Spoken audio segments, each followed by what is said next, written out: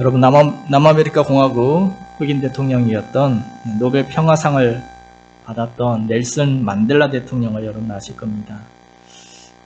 그가 대통령이 되기 전에 무려 27년 동안이나 감옥에 투옥되어 고통을 당하였습니다. 그가 나중에 친한 친구에게 이런 말을 했다고 합니다. 그 고통의 세월이 어떤 시간이었는지를 그는 이렇게 말했습니다. 자네도 알다시피 내가 젊었을 때 성격이 불같고 자주 화를 내지 않았었나. 그러나 수감 생활을 하면서 감정 절제하는 법을 배웠다네.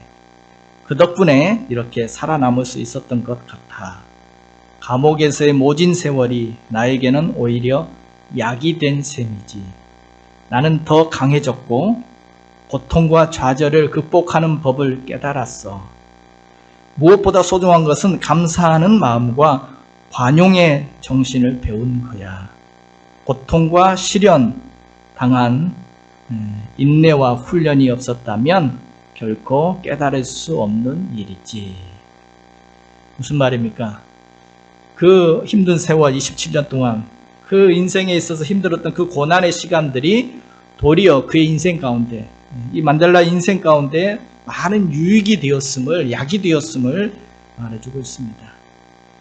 여러분, 그렇죠. 누구나 고난의 시간들이 있습니다. 인생을 살아가면서 누구나 고난의 시간이 있습니다.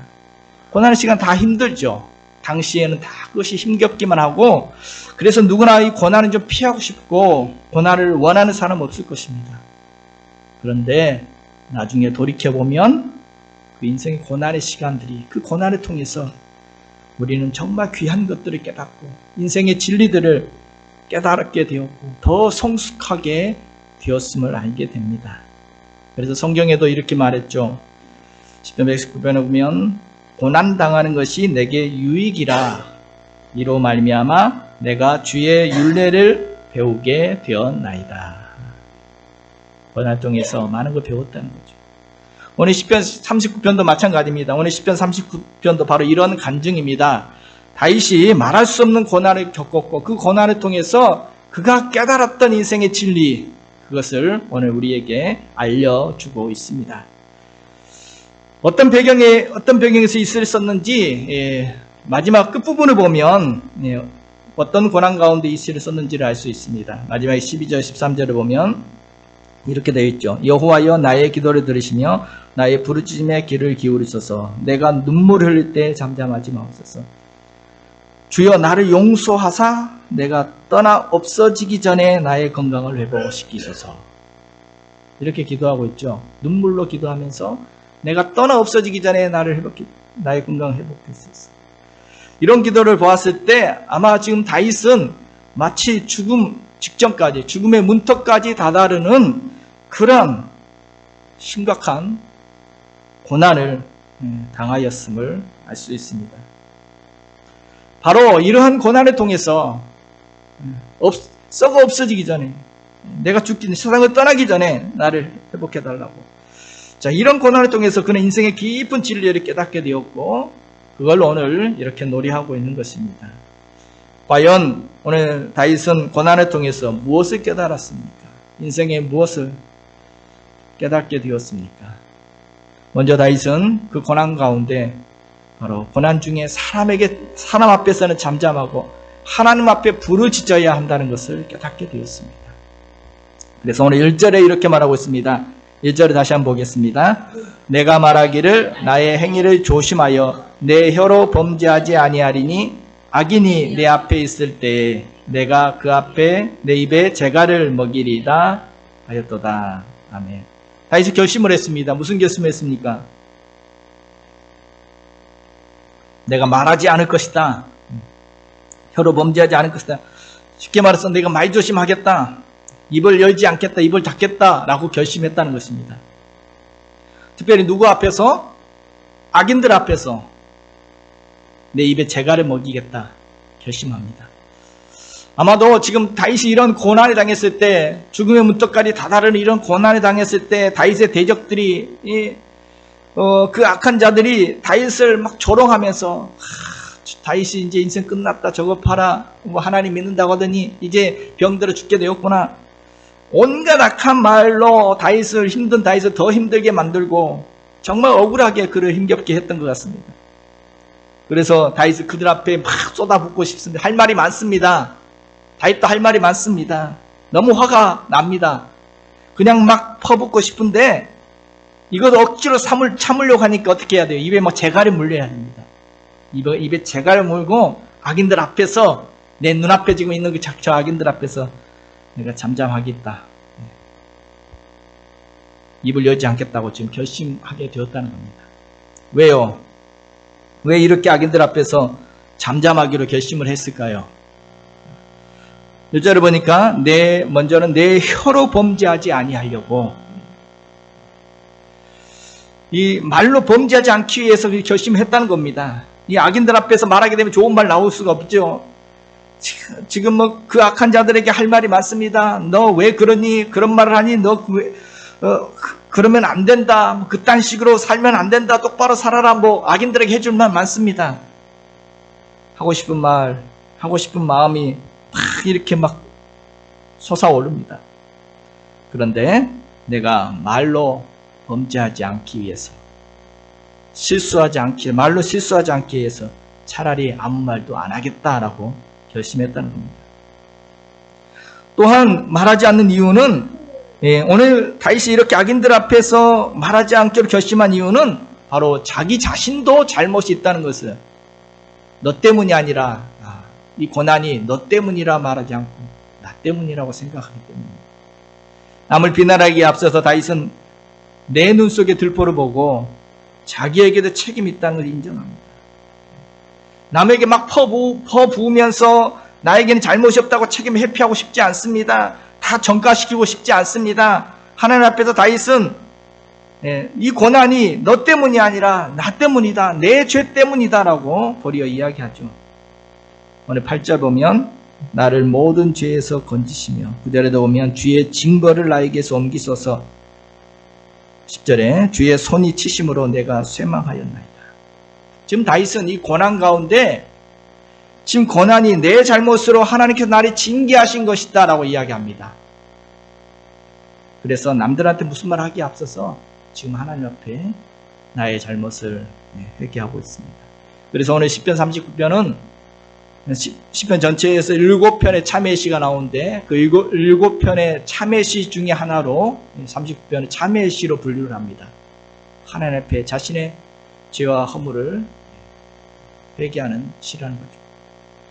세 번째는 모든 것이 주님께로 왔다고 믿었기 때문에, 이 지금 고난이 너희들 때문이 아니라, 이 악인들 때문에, 너 때문에가 아니라 이 고난은 하나님께서 주신 것이다는 그러한 믿음이 있었기 때문에, 오늘 9절에 보겠습니다.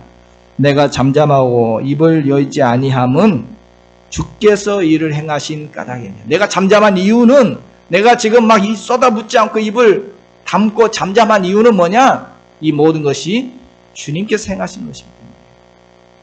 누구에게 너 때문에 내가 이런 고난 당해, 이게 아니라 이것은 주님이 행하신 까닭이다. 이처럼 다윗은 할 말은 많지만 입술로 범죄하지 않기 위해서, 또한 남에게 말하기 앞서서 내 자신을 먼저 돌아보면서, 그리고 이 모든 고난이 주님께로부터 왔다고 믿기에 그는 잠잠히 입을 닫았다는 것입니다. 그리고 오늘 2절을 보면 심지어 사람들 앞에서 악한 말뿐만 아니라 선한 말도 하지 않았다라고 이야기합니다. 내가 잠잠하여 선한 말도 하지 아니하니, 무슨 비평이나 비난이나 뭐 퍼붓는 말이나 뭐 그런 악한 말, 이런 말만 안 한 게 아니라 아예 입을 닫고 선한 말도 하지 않았다는 것입니다. 여러분, 선한 말은 해야 되는 겁니까? 옳은 말, 선한 말은 막 해야 되는 거죠.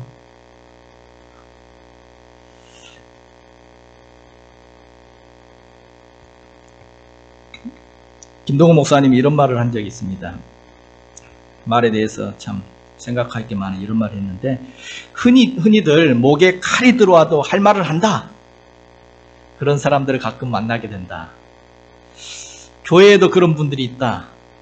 그분들은 대개 옳은 말, 바른 말을 한다. 나는 한때 그분들이 교회에 꼭 필요한 분들이라고 그렇게 생각을 했었다. 그런데 막상 지나고 보니까 그게 아니었다.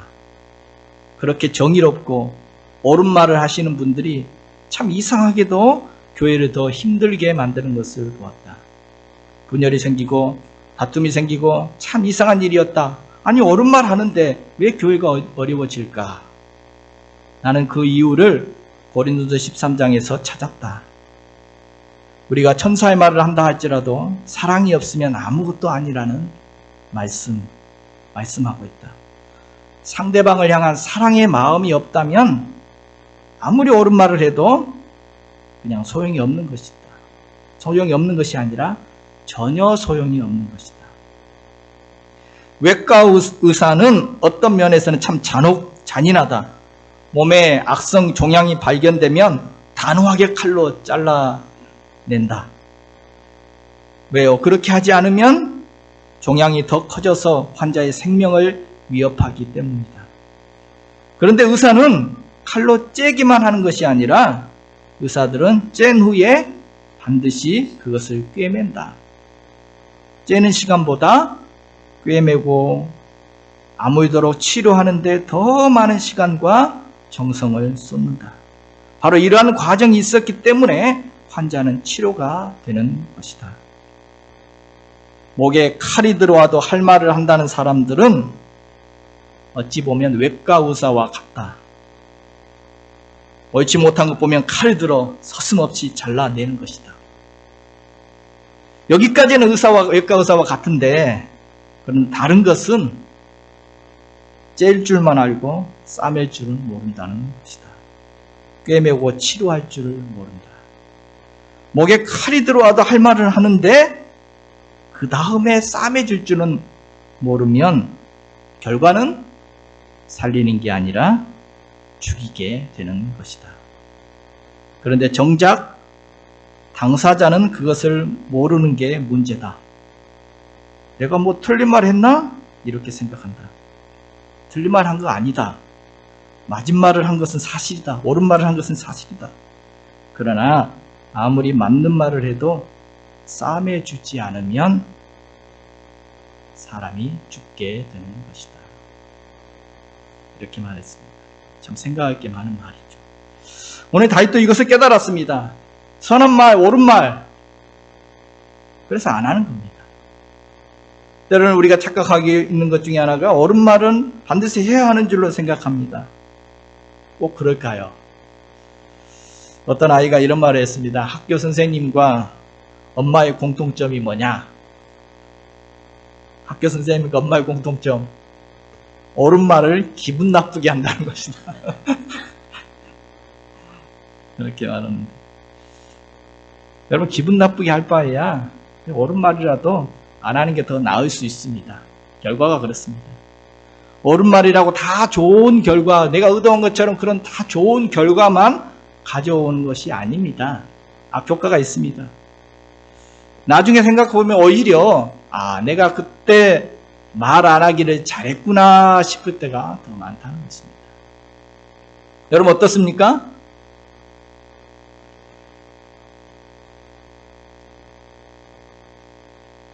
문제는 말 안 하면 그러면 이 말 안 하고 참는 게 쉽지 않다는 거죠.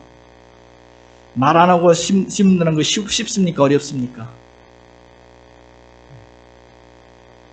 다윗은 뭐 결심을 할 수가 결심하고 제갈까지만 물렸어요. 이 말은 막 말하고 싶은 거죠.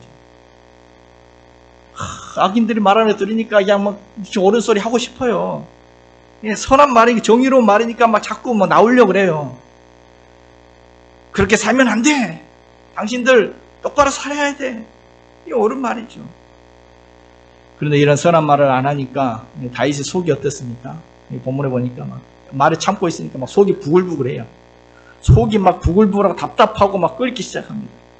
2절, 3절을 세번역 성경으로 보면 세번역 성경은 좀 잘 표현되어 있어서 세번역 성경으로 보겠습니다. 그래서 나는 입을 다물고 아무 말도 하지 않았다.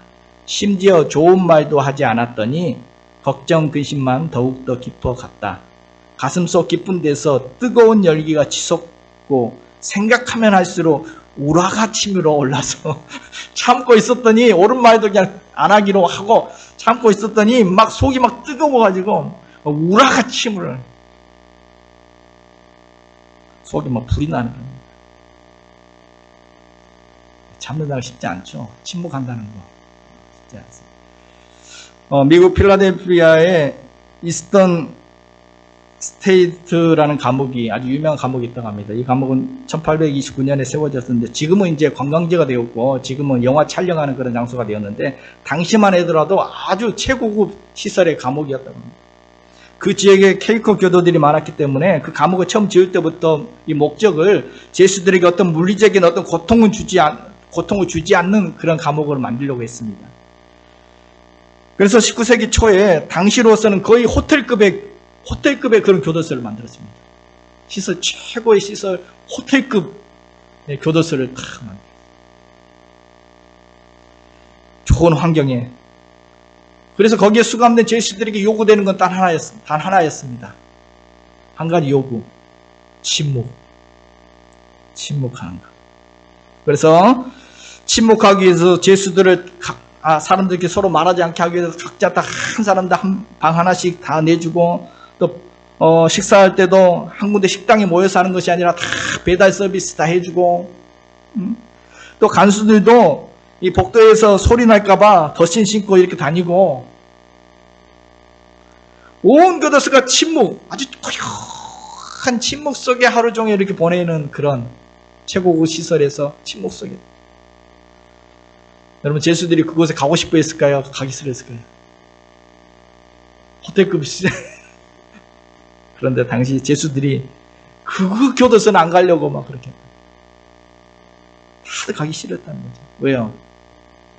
그만큼 우리가 말을 안 하고 침묵하고 산다는 것이 그렇게 고통스럽고 힘들다는 것을 보여주죠. 그래서 말하지 않고 막 속이 터질 것 같고 막 우라가 치밀고 이런 다윗, 사람에게 말하지 않고 참았던 그 다윗, 그 답답한 심정을 다윗은 어떻게 했나요? 3, 4절 한번 보겠습니다. 내 마음이 내 속에서 뜨거워서 작은 소리로 읊조릴 때에 불이 붙으니 나는 혀로 말하기를 여호와여. 12절에도 보면 여호와여 나의 기도를 들으시며 나의 부르짖음에 귀를 기울이셔서 내가 눈물 흘릴 때 잠잠하지 마옵소서. 말하지 아니하니까 너무 답답했습니다. 막 속이 뜨거웠습니다. 막 너무 막 부글부글 하다가 결국 어떻게 됐습니까? 작은 소리로 읊조릴 때 무슨 말입니까? 막 참다가 이게 작은 소리가 이게 결국 새어 나온 겁니다. 새어 나왔습니다. 참다가 새어 나오는데 그 소리가 어떤 소리예요? 작은 소리로 읊조릴 때 불이 붙어서 내 혀에서 나오는 말이 여호와여. 지금 이것은 사람에게 말하는 것이 아니라 작은 소리로 하나님을 부르는 거죠. 기도하기 시작한 것입니다. 이렇게 작은 소리를 시작했던 것에 불이 붙어버렸습니다. 작은 소리로 여호와여 불렀는데 그 작은 불이 큰 불이 되었습니다. 결국 부르짖는 기도가 되었고 나중에는 막 눈물로 자기 심정을 하나님께 토하면서 부르짖는 그런 기도가 되었습니다. 그래서 오늘 시편 39편은 4절부터 마지막 13절까지가 다 기도입니다. 여기 보면 크게 세 부분 나눠지는데 여호와여 주여 이렇게 시작하는 세 번의 부르짖음이 거기에 부르짖는 기도가 나오고 있습니다. 무슨 말입니까? 다윗은 그 답답한 심정을 이 불을 막 사람에게 불을 쏟아버린 게 아니라 이 불을 하나님께 토했다는 것입니다. 그 심정을 하나님께 토설한 것입니다. 여러분 내 속에 뜨거운 불이 있습니다. 그걸 가지고 사람한테 가지고 와서 품어내면 불이 붙죠. 그럼 상처를 주게 되어지고 관계도 더 큰 어려움을 초래하게 될 것입니다. 그런데 그걸 하나님께 토설하면 하나님께 쏟아부으면 여러분 그것이 기도가 되어집니다. 그것이 시편이 되어집니다. 그것이 아름다운 노래가 되어지고 그것이 하나님에 향한 탄원이 되는 것입니다. 오늘 다윗은 이처럼 악인들 앞에서 정말 말도 안 되는 그런 악을 행하는 그 힘들게 하는 그들 앞에서 그들 앞에 있는 내내 눈앞에 있는데 정말 하고 싶은 말이 그냥 막 오금옥까지 차오르는데도 불구하고 그것을 참고 어디 와서 말했습니까? 하나님 앞에 와서 쏟아냈습니다. 우리 주변에 보면 정의로운 이름으로, 정의라는 이름으로, 공의라는 이름으로 사람들 앞에 쏟아내고 그래서 일을 망치고 또 관계를 깨뜨리고 공동체를 어렵게 만드는 경우들을 봅니다. 저도 돌아보면 후회하는 경우가 말을 안 해서 후회하는 경우도 있지만 뭐 그런 후회는 말 안 해서 후회하는 것은 그건 짧게 넘어갑니다. 그런데 말을 한 것 때문에 후회하는 것은 진짜 잠이 안 와요. 내가 왜 그랬을까? 좀만 참을 것을. 왜 그런 말 했을까? 그 말 한마디 때문에 관계가 틀어지고 또 선을 넘게 되어지고 안 했으면 했는데 그 한마디 오늘 다윗은 그 한마디를 참아내었습니다. 진짜 막 우라가 치밀고 막 불이 끓지만 참아내었습니다. 그리고 하나님께 가서 꼭 참고 있다. 하나님 앞에 그것을 쏟아 놓았습니다. 이렇게 다윗은 고난을 통해서 깨닫는 것은 사람 앞에 쏟아내어서 해결될 게 아니라는 것입니다. 사람 앞에 잠잠하고 하나님 앞에 부르짖는 것이 바로 해결책인 것을 그는 깨닫게 되었습니다. 아까 9절 말씀처럼 내가 잠잠하고 입을 열지 아니하면 주께서 이를 행하신 까닭이다. 고난도 주께서 행하신 것, 고난을 해결하실 분도 주님이신 것을 알기에 사람 앞에 잠잠했답니다. 두 번째로 오늘 다윗은 이 죽음의 문턱까지 다다른 이 고난을 통해서 인생에 무엇을 깨닫게 되었습니까? 인생은 참 헛된 것이고 참 소망은 주님밖에 없다는 것을 그는 깨닫게 되었습니다. 고난의 유익은 바로 인생의 무상함을 깨닫게 된다는 것입니다. 여러분 죽음 앞에 다다라보면 깨닫게 되었습니다. 죽음 앞에서는 다 겸손해지죠. 세상에 아무리 권력 많은 대단한 권력자라 할지라도 또 모든 것을 다 통달한 그런 지식이 충만한 학식이 충만한 사람도 세상을 떠들썩하게 했던 그런 유명한 사람도 죽음 앞에 했으면은 다 겸손해집니다. 죽음 앞에 직면하게 되면 너나 할 것 없이 자신이 한평생 해왔던 모든 일들이 헛되다는 그런 느낌을 가질 수밖에 없습니다. 오늘 다윗도 그렇습니다. 오늘 죽음의 문턱까지 다다랐던 다윗은 깨닫게 되었습니다. 5절에 보면 주께서 나의 날을 한 뼘 길이만큼 되게 하심에 나의 일생이 주 앞에서는 없는 것 같사오니 사람은 그가 든든히 서 있을 때에도 진실로 모두가 허사뿐입니다. 셀라. 지난 37편이 마치 잠언서 같았다면 오늘 39편은 마치 전도서를 보는 거였어요. 전도서에 그런 말이 있죠. 헛되고 모든 것이 헛되다. 솔로몬이 노년에 인생 다 살아보니까 다. 오늘 죽음의 문턱까지 다다랐던 오늘 다윗도 자신의 인생을 돌아보니까 자신의 생애를 돌아보면서 나름의 그 전도서를 지금 쓰고 있는 거죠. 다윗이 70세까지 살았다고 합니다. 당시로는 이게 장수한 겁니다. 2000년 전에 로마 제국의 평균 연령이 40세 미만이었다고 하는데 3000년 된 사람이었던 이 다윗은 70세까지 살았으니까 남들보다 2배는 산 거죠. 이렇게 장수하고 나서 그가 하는 말이 나의 날은 한 뼘 길이만큼 내 인생 길이가 한 뼘. 이게 원어적인 뜻은 손바닥 하나라는 뜻입니다. 한 뼘 길이밖에 안 되는 인생이다. 그마저도 하나님 앞에서는 아예 없는 것 같다 라고 표현합니다. 그 영원하신 하나님 앞에 내 인생 70년 80년 이건 그냥 없는 것과 마찬가지다. 없는 것 같다. 예를 들어 여러분 혹시 100년 전 여러분 선조 알고 계십니까? 200년 전 여러분의 위에 선조 이름 아십니까? 우리도 마찬가지로 100년 후에 누가 우리 알아줄까요? 100년 후에 우리도 똑같습니다. 여러분 증손자들이 우리 할아버지 할머니 기억하고 기려줄까요? 그들의 인생에 있어서 우리는 없는 존재입니다. 100년 후만 해도 그런데 200년 후, 1000년 후에 말할 필요가 없습니다. 하나님, 영원하신 하나님 앞에 우리 인생이란 그냥 없는 것과 같습니다. 손바닥 하나 길이다. 오늘 또 본문을 보면 사람은 그가 든든히 서 있을 때에도 진실로 모두가 허사뿐입니다. 여기서 든든히 서 있을 때는 원어적인 뜻은 최전성기를 말합니다. 인생의 최전성기에도, 여러분 누구나 인생에 가장 잘 나갈 때가 있죠. 최전성기. 여러분은 최전성기가 언제였나요? 지금입니까? 최전성기? 만약 내가 지금 인생의 최전성기를 살아가고 있다는 사람이라 할지라도, 지금 내가 대단한 걸 소유하고 있고, 대단한 일을 하고 있는 것 같아도, 하나님 앞에서 그가 하는 일들은 다 허사뿐이다.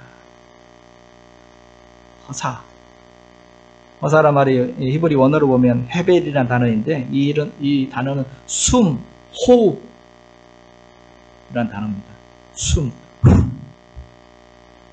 이거에 지나지 않다. 여러분, 제가 지금 했는데 보이나요? 금방 없어지고 없습니다. 그냥 뭐가 남아있습니까? 최전성기 내가 거창하게 어마어마하게 했던 것 같은데, 그냥 이거 하나 공중에서 흔적도 없이 사라지는 숨결처럼 다 헛일이다. 지중해 세계를 석권했던 최전성기의 로마 제국, 지금 어디 갔습니까? 로마 제국. 당시에는 최전성기 온 세계를 지배하는 것 같았지만, 2000년이 지나고 나니까 해벨입니다. 해벨. 지금 다 그 폐허가 된 돌멩이 속에 있습니다. 다 사라지고 허사되고 말았습니다. 오늘 6절에 또 이렇게 말하면, 진실로 각 사람은 그림자같이 지나가니 헛된 일로 소란하며 재물을 쌓으나 누가 거둘는지 알지 못합니다. 그림자처럼 그는 사라질 그런 것, 소란하게 살아간다. 으르렁거리고 살아간다. 그런 뜻입니다. 으르렁 소란스럽게 살아간다. 그래서 평생 소란스럽게 살아가면서 재물을 쌓아놓고 모으는데, 그 생명, 그 코에 호흡 걷어가시면 그건 누구 것이 되겠느냐. 누가 거둘지 알지 못합니다. 우리나라에서, 우리 대한민국에 가장 많은 재물을 가진 부의 상징이었던 인물이 있었죠. 부의 상징이었던 인물, 이병철 회장님. 이분이 77세 살다가 죽으셨더라고요. 부의 상징이었던, 평생 먹고도 남을 것을 쌓아놓고 그런 권력을 손에 쥐었는데, 그런 재물이 그 인생 책임져주지 못했습니다. 그런 권력이 책임 못 져줬습니다. 77세. 여러분, 그런데 저희 아버지는 부도 없고 권력도 없고 쌓아놓은 것도 없지만, 그런데 지금 90세까지 사시고 계십니다. 이번 주 토요일날 구순 맞이해서 좀 다녀오려고 하는데, 여러분, 그러니까 이게 뭔가 내가 세상에서 권력, 재력 이런 것들 더 가지려고 소란스럽게 으르렁대면서 분주하게 부산하게 그렇게 부산에 떨면서 살아가는데, 그것이 나를 지켜주지 못한다. 그 자명한 사실입니다. 더 중요한 것은, 이 내 코에 호흡이 멈추고 나면 그거 가지고 가지 못합니다. 또 평생 쌓아놨다고 해서 그 재물들이 누구 것이 될지도 모릅니다. 우리 주변에 보죠. 부모 남긴 그 자산 때문에 자녀들이 싸우는 그런 막장 드라마 우리가 봅니다. 버는 놈 따로 있고 쓰는 놈 따로 있다. 그런 말도 있죠. 오늘 다윗도 사실 겪어보았습니다. 열심히 싸워서 왕이 되었고 왕이 되었는데 무슨 소용입니까? 그 왕자가 또 누구 자리가 될지 모르는 일이죠. 미국의 다우존 지수, 산업지수가 있죠. 1884년 다우존 산업지수가 처음 시작되었는데, 지금 140년이 지난 지금까지 그 기업들 중에 살아남아있는 기업은 하나밖에 없답니다. 제너럴 일렉트릭이라는 하나밖에 남지 않고 다 망해서 대기업도 다 망하고 하나밖에 안 남았다. 그 재산들 다 누구? 다른 사람이 다 가져간 거죠. 우리나라도 마찬가지입니다. 1961년에 정경련이 발족되었는데 당시 대기업 20개 기업이 발족을 했습니다. 20개 기업이. 우리나라 대기업 20개. 그 중에 지금까지 살아있는, 남아있는 기업 2개밖에 없습니다. 삼성하고 금성, 지금 LG라고 그러죠. 네. 나머지 18개는 다 망했습니다. 우리가 아무리 애써 모아놔도 그게 누구 것이 될는지.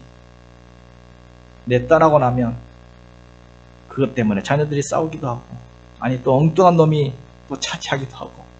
이게 인생입니다. 이게 우리의 인생입니다. 이처럼 고난이 오면 우리는 정말 덧없음을, 또 연약함을, 이런 것들을 알게 되어집니다. 인생을 배우게 되어집니다.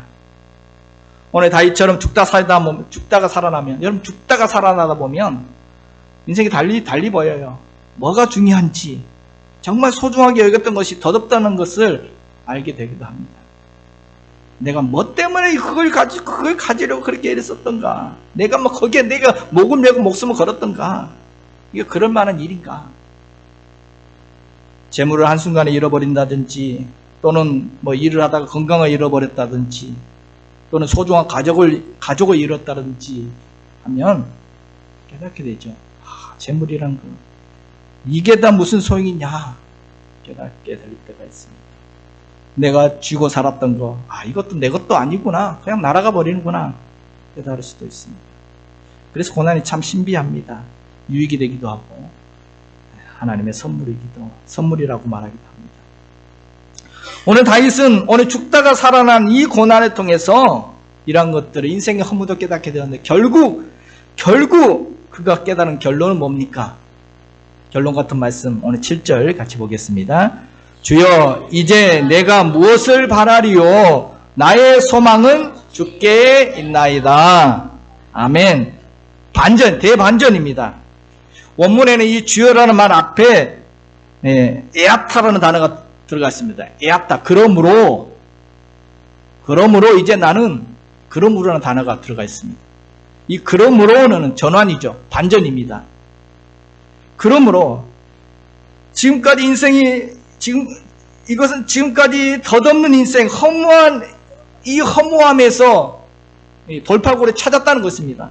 반전입니다. 인생의 허물을 깨닫고 나니까 이제 진짜 소망이 무엇인지를 발견했다는 고백입니다.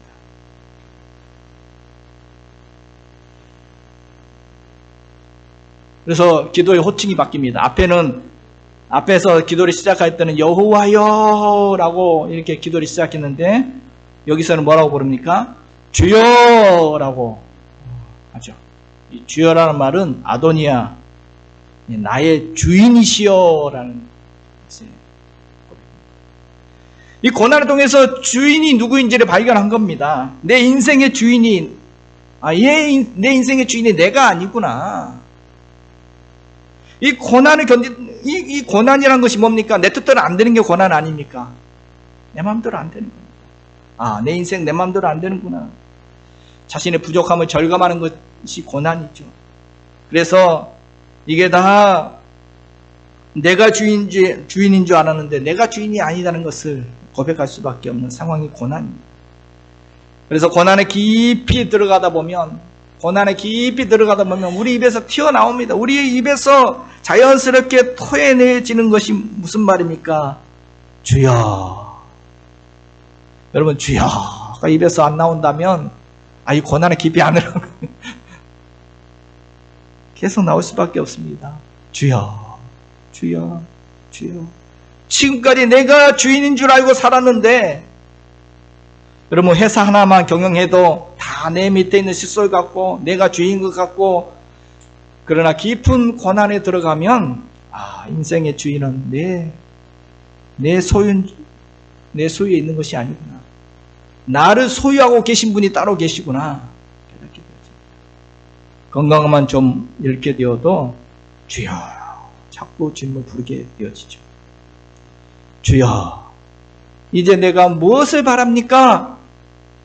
나의 소망은 주께 있습니다. 정말 멋진 고백 아닙니까? 오늘 다 잊어버려 이거 하나 건져고 가도 오늘 성공 가면 주여 내 소망은 주께 있습니다. 우리 같이 한번 해볼까요? 주여 내 소망은 주께 있습니다.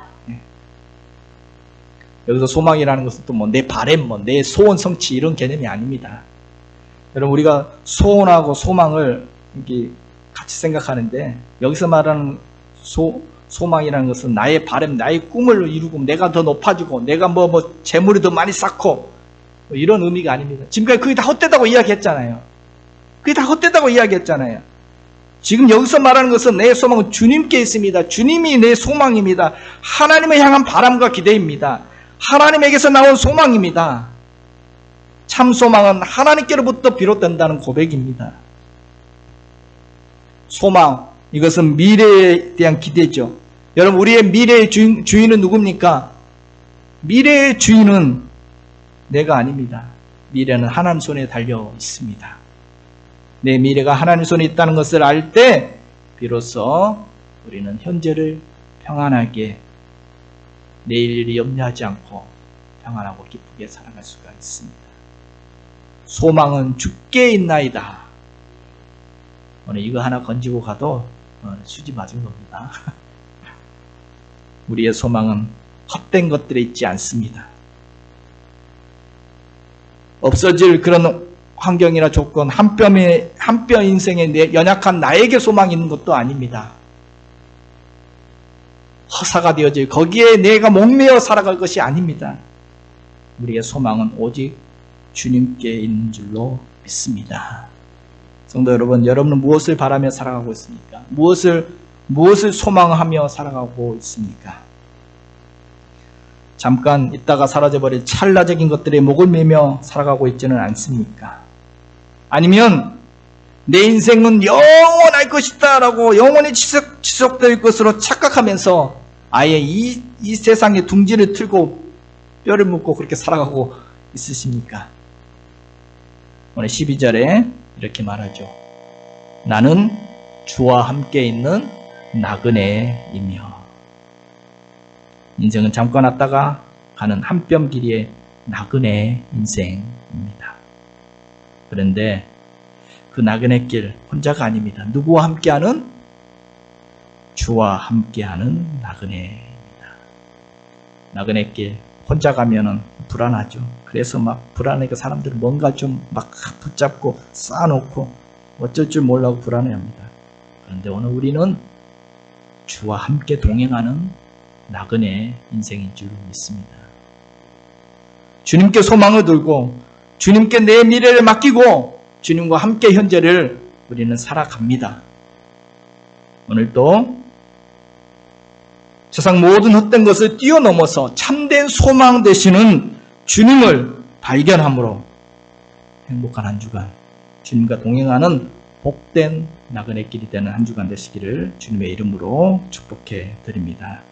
7절 다시 한번 보겠습니다. 주여, 이제 내가 무엇을 바라리요? 나의 소망은 주께 있나이다. 아멘.